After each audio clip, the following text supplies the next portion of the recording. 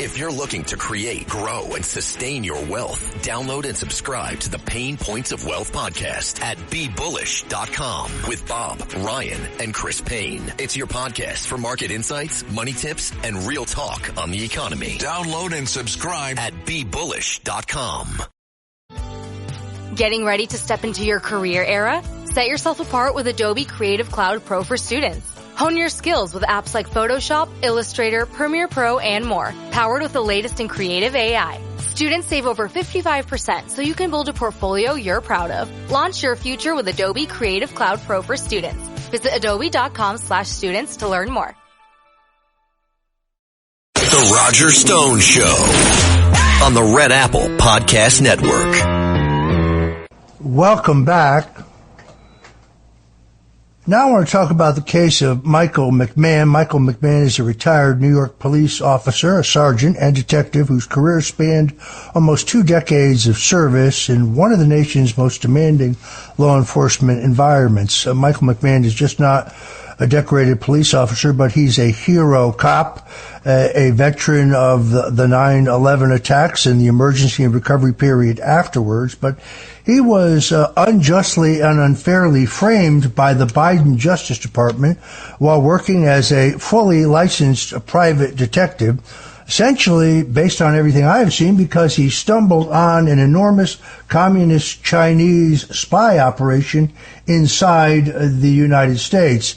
His wife, Martha Byrne, who appeared here in the Stone Zone on my weekday show, but also here on the Roger Stone Show to appeal for justice in his case, is an Emmy Award-winning actress, but more importantly, she is a wife and mother of three. She was an extraordinarily effective advocate, reminding me of my own wife, because I've been down this road. Until you have been targeted by a vengeful and politically motivated Justice Department with both unlimited resources and no regard whatsoever for the facts, the truth, or the law, well, you really can't understand it. Michael McMahon was pardoned, got a full and unconditional pardon from President Donald Trump. I think it was 2 or perhaps 3 Fridays ago. I want to particularly credit Congressman Michael Lawler for his unyielding effort to persuade the president that was the right course of action. Michael McMahon and his wife, Martha Byrne, join us now. Welcome. Hey, Roger. Thanks so much. Hey, Roger, you're the best. Thank you. This is much better news, right? Good news. Thank you for your support, too, and everything that you've done to get the story out there. Thank you so much. I'm proud to have written about your case. I wouldn't even know about it, but for our mutual friend, Allison Guerrero, who's a great American patriot and a particularly good friend of mine. But also, I think the definitive piece on this, much better than the stuff that I wrote, piece by Colonel John Mills, who recently joined the Trump administration way back in April of 2025. But, Mike, I'm going to go to you first. Explain to my listeners, because I saw people on social media whining about your pardon. Explain to people, in your own words, if you would, exactly what happened here. So I was a licensed private investigator after I retired from the NYPD. I did a routine surveillance case, private investigative case. I did some background checks for 4.5 days. I worked with 2 retired detectives, NYPD. I told 2 federal agents about this surveillance and background checks, and that was it. Nothing extraordinary happened. It was very little money. I would say, a few $1,000s total. Then 4 years later, I get a knock on my door. My house is surrounded by FBI agents. And I'm like, what's going on? And they said, you are under arrest for working with China. And I said, what in the world are you talking about? So they said, yeah, let's go in the car. We'll go down. We'll talk about it. So they charged me with the Foreign Registration Act, failure to register as a foreign agent. So you have to register as a foreign agent if you know you're working for a foreign country. I had no idea I was working for a foreign country. I thought I was working for a normal Chinese guy out of Queens, New York. I got paid with a business check out of a company at a Queens, New York. And, they thought I should have registered as a foreign agent, but I didn't know what FARA was. Never heard of FARA. Didn't know anything about registering as a foreign agent if you worked for a foreign country. And they charged me with stalking. So there's no federal statute for stalking. They have to use interstate stalking. Interstate stalking is a federal statute going from state to state to state. I never left the state of New Jersey. They somehow convinced the jury that I was traveling. I was getting phone calls from different states into New Jersey, therefore causing me to be charged with interstate stalking, which is the felony. So, as I understand it, you were hired to locate a person named Jin Yu and his wife, Fang Lu, in New Jersey, Yes. who had allegedly stolen millions of dollars from a Chinese-based construction company. Correct. And those funds turned out to be embezzled. But as we now learn, both of these Chinese nationals were in the United States illegally, that they had lied on their applications for green cards. It seems to me your real crime here appears to me that you bumped into a Chinese intelligence operation called, Operation Fox Hunt, and that's what the Biden Justice Department really wanted to cover up. Yes. Unbeknownst to me, this whole operation was going on. Not involving me, but the government says it was involving me. There was no evidence of it. There was no emails, text messages that I was working for a foreign country. But the government, created this whole scheme, but they involved me. And to this day, I don't really know for sure why I was involved or why they arrested me. These agents, these FBI agents, never spoke to me, never brought me in, never brought the two detectives I worked with hand in hand every single day on this surveillance case. They never brought in the FBI agent who I told about this case and another federal agent who I told about this case. But they brought in the CCP agents who were here during this operation, who were working this operation. So they spoke to them, didn't speak to me or any U.S. law enforcement. That's what really, really gets me mad, that they chose the CCP over an American family. It's easy to get stuck reaching for the same familiar fruits and vegetables, even when you know a colorful variety is key. Balance of Nature's fruits and veggie supplements don't replace fruits and vegetables, but it makes it easy to add more variety to what you already eat. With 31 ingredients that are whole fruits and vegetables, switching it up is easy because we've already taken care of the hard part. Go to balanceofnature.com and get a free fiber and spice supplement, plus 35% off your first set as a new preferred customer by using discount code POD. You don't technically need this car. You say that out loud to yourself. You say, I have no space. You say, I'm just looking. Then you click. Then you zoom in on photo number 87 and whisper, oh no. Then you text a friend, the one who always enables you. You say to yourself, this is the last one, knowing it is not. You don't need this car. But maybe, just maybe, this car needs you. Bring a trailer. It's never just a car. Rain-X wipers are the #1 wiper blades in America. That means all kinds of drivers choose Rain-X. Big drivers in small cars choose Rain-X. Small drivers in big cars choose Rain-X. Drivers with long hair and short commutes choose Rain-X. Drivers with short hair and long commutes choose Rain-X. Drivers with pets on board, babies on board, and bored babies on board choose Rain-X. Basically, drivers who love a clear view of the road all choose Rain-X wipers, the #1 wiper blades in America. Optimism isn't sunshine and rainbows. It's fixing things, changing the way we fix things. It's running the world on smarter energy. Because if optimism never stops, then change can't either. GE Vernova, the energy of change. Unbelievable. It is a chilling story, one that if you can read about. Martha Byrne, who is an Emmy-winning actress, you may recognize her from a number of extraordinarily popular soap operas, but she was a very, very effective advocate for you. She wrote a terrific book, which I highly recommend to folks as a cautionary tale. It's entitled In the Interest of Justice. You can get it on Amazon. I immediately sent for it, and I saw my own story in yours, in which you went into a rigged system in which the government denies you a fair defense, glosses over your right to due process, hides exculpatory information in this breakneck effort to destroy you, to cover up a larger narrative. In this case, that narrative, I think, would be communist Chinese intelligence infiltration here in the United States. Martha, I know your faith played a great role and sustained you in this horrific ordeal, but tell folks what it was like, because my wife has experienced it.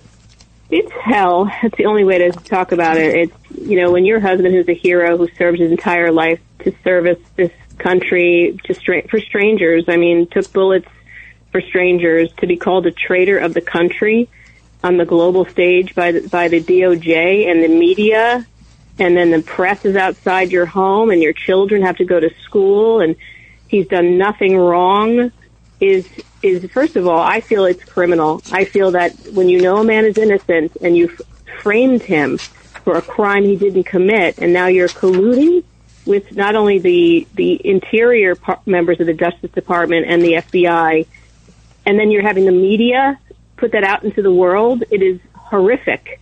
So on October 28, 2020, when he was arrested, we had to look at all the evidence. We looked at everything, and there was nothing. There was absolutely nothing. So, Roger, you know this. Like, as soon as you decide you're going to fight back, that's when they really go after you. They hide evidence. They encrypted evidence. We couldn't open our own evidence. The evidence was suppressed at trial. The alleged victims who were CCP, lied on the stand, perjured themselves, worked with, obviously, the prosecution to put this fake story together, and could not identify my husband in court, Roger. How could he be charged with interstate stalking when the alleged victims couldn't even identify him? We couldn't talk about his NYPD career. We couldn't talk about his good works. We could not. There was so much we were not allowed to put in. Even a civil lawsuit against the alleged victims for $30 million, which there was a judgment on them in the United States. We could not bring that up. So I really encourage people to read my book, because you wouldn't believe it unless you see the evidence that this is how they suppress evidence and how they get people to be found guilty. It's horrific. And to be called these horrible names and have to fight back. And then finally, thanks to you and to Michael Lawler and, of course, President Trump, who was clearly briefed on the case and saw this grave injustice, to recognize his innocence is just humbling. I can't even put it into words. Yeah, it is an enormous feeling of relief. It's kind of like hitting yourself in the head with a hammer. It really feels good when you stop.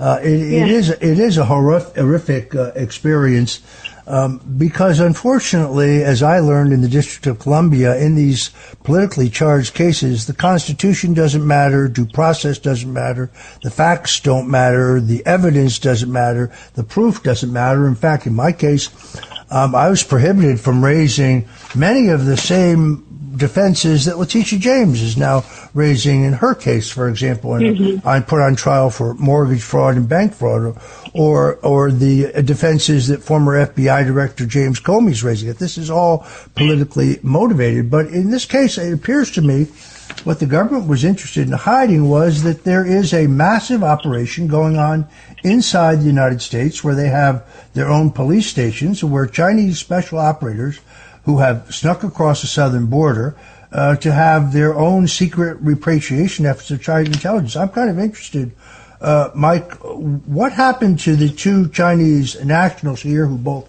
lied to get into the country and evidently embezzled millions of dollars in doing so? Well, right after my sentence, the civil lawsuit was thrown out.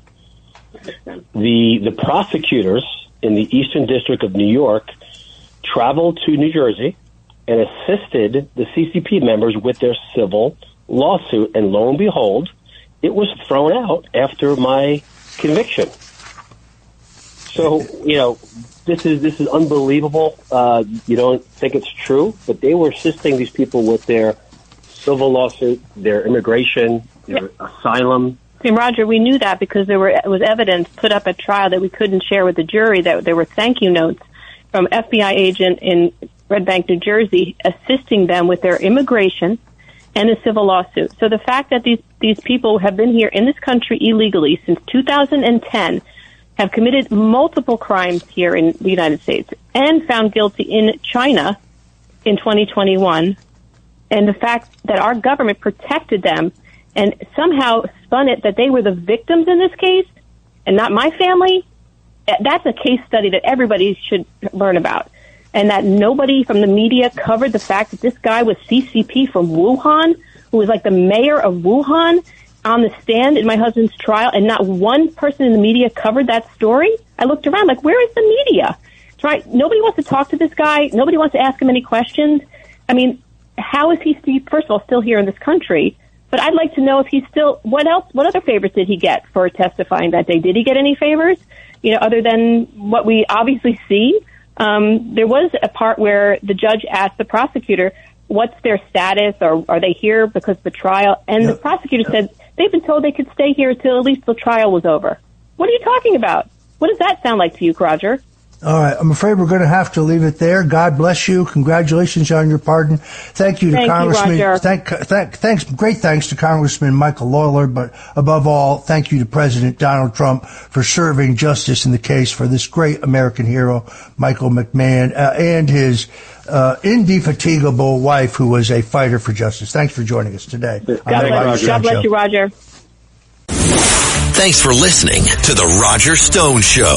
You can hear The Roger Stone Show Sunday afternoons at 3. If you like the podcast, share it with your friends and listen anytime at WABCRadio.com and download the WABC Radio app. Hit that subscribe button on all major podcast platforms. Plus, follow WABC on social on Instagram, TikTok, Facebook, and X. See you next time for a new episode so you never have to wonder, what the heck is going on here?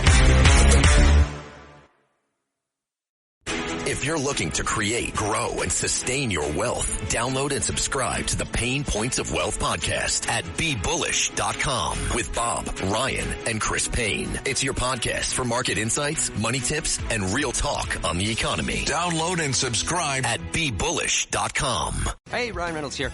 Wishing you a very happy half-off holiday, because right now Mint Mobile is offering you the gift of 50% off unlimited. To be clear, that's half price, not half the service. And Mint is still premium unlimited wireless for a great price. So that means a half day. Yeah? Give it a try at mintmobile.com/switch. Upfront payment of $45 for 3-month plan, equivalent to $15 per month required. New customer offer for first 3 months only. Speed slow after 35 gigabytes if network's busy. Taxes and fees extra. See mintmobile.com.